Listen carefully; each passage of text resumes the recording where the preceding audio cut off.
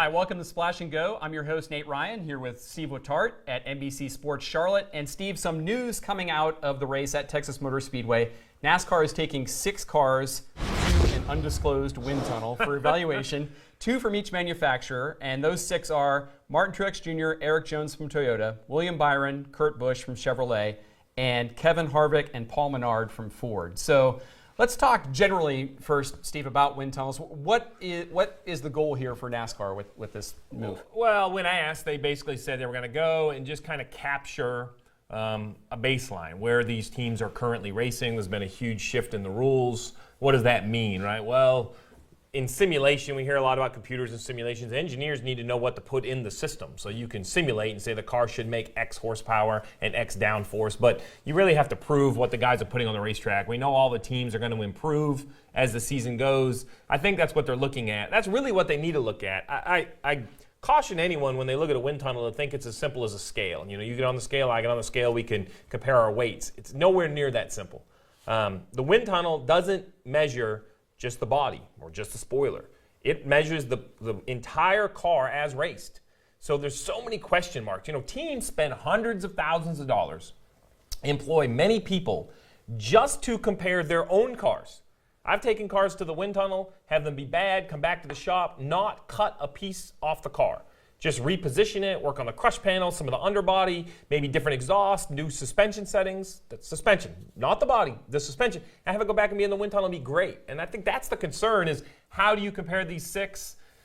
I have concerns over how these wind tunnel tests work. There's usually more questions than answers when you come out of them. Right, and you have spent countless hours of your life in those wind tunnels. As you mentioned, teams spend millions, really, over the course and let of me tell you, season. you know how like you see the cool like smoke that goes over it in all the commercials? That doesn't happen. You don't see take air us move. inside the wind tunnel. Like what Nothing actually moves. happens? There's a car sitting there, and if you're not in there, it doesn't look like anything in the world. Other than a piece of tape flapping or a body panel buffering, you don't even know there's air is moving. They really are about as boring as they come, right? The car turns left to right, and you get some numbers printed out on a screen, and that's what it is. But, you know, I applaud NASCAR. You can't leave your head in the sand. You have to do things like this. What they do with the information really doesn't matter to me. I think any information is good. It's something that perhaps maybe we should see more. And by taking 2 from each manufacturer, Steve, NASCAR essentially is just trying to benchmark where everybody is. Sample size, like I said. You know, Toyota's difficult because it's really the Joe Gibbs Racing camp. Right. With the other manufacturers, it's different companies. You mentioned Ford was Kevin Harvick and Paul Menard, so that's Ford. What is that? Wood Brothers, Quasi Penske, and Stewart-Haas Racing. Much like Chevrolet, you have a Chip Ganassi car and a Hedger Motorsports car. Toyota's a little bit difficult because it's really only one. But I think, listen, anytime you take any sort of test, the bigger sample size, the better. And like I said, you know, the biggest problem is wind tunnels are also a good tool for a crew chief. So I will be instructed by my aero guy where the car needs to be positioned on the racetrack. That may not be the same for all of these cars. So it's very interesting to me what kind of, you know, testing sweep they're going to do. Like how much do they move the cars around in the wind tunnel to make sure, do they find the sweet spot and compare the sweet spot? Do they pick a height and just compare them all at the same height? That's why I tell everyone, listen, it's not black and white. It's a big bucket of gray. And you got to decide where you're going to reach in that bucket and what information you're going to take. So a lot of changes to the cars this year, Steve, by NASCAR. A much higher spoiler for the, you know, the high downforce. They've got the aero ducts. Depending on what they learn from the wind tunnel test. And as you said, I mean, the information, we don't know what kind of data they might get. They could glean different things depending on what kind of cars they have and what kind of damage might be on the cars. But do you think that they might take action or make decisions or maybe make tweaks to the cars based off what they learned? Not a single test. No. I think, so the nose ducts are manufacturer based. Those are not the same duct that's in the Ford, that's the Chevrolet, that's the Toyota. They have to fit the noses.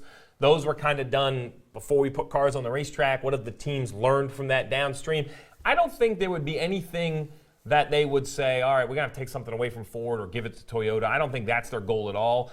I really believe they're not there to compare all 6. They're more to take kind of a global idea of where the teams have ended up. Right? Like you know, we pick on Goodyear. Say, oh man, we need, you know, how could they miss this tire? It should have been softer. It should have been this. Well, they only have what information they're given. So this is NASCAR saying, well, let's improve our models. And the only way to improve our models is to know what these cars are really racing on the racetrack. I wouldn't be shocked that if sometime in the near future we see some dyno testing, right? It's easy to say, well, this is the 550 horsepower package. Well, that's not a goal. That's really just a polite way to talk about the restrictor size. I can assure you Doug Yates is not saying, oh, wait, sorry, guys, we made gains, but we're supposed to have 550.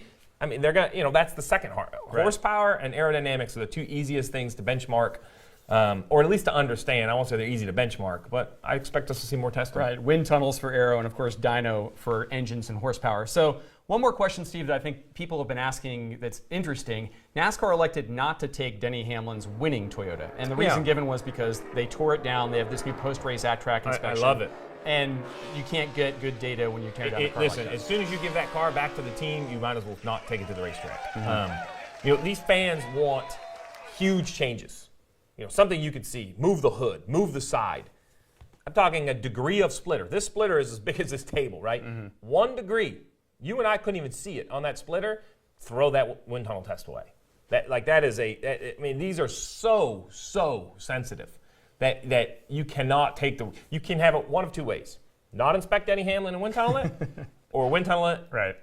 Or not wind tunnel it and inspect him. I'm thankful they didn't take Denny Hamlin. The 19 was an option back there. As I mentioned, they all come out of the same organization. Yeah. A little surprised they didn't take the 2. He broke early. It was probably pretty pristine.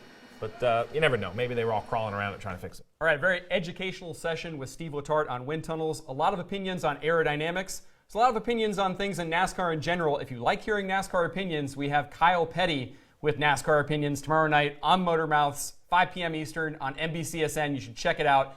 Thanks for watching Splash and Go.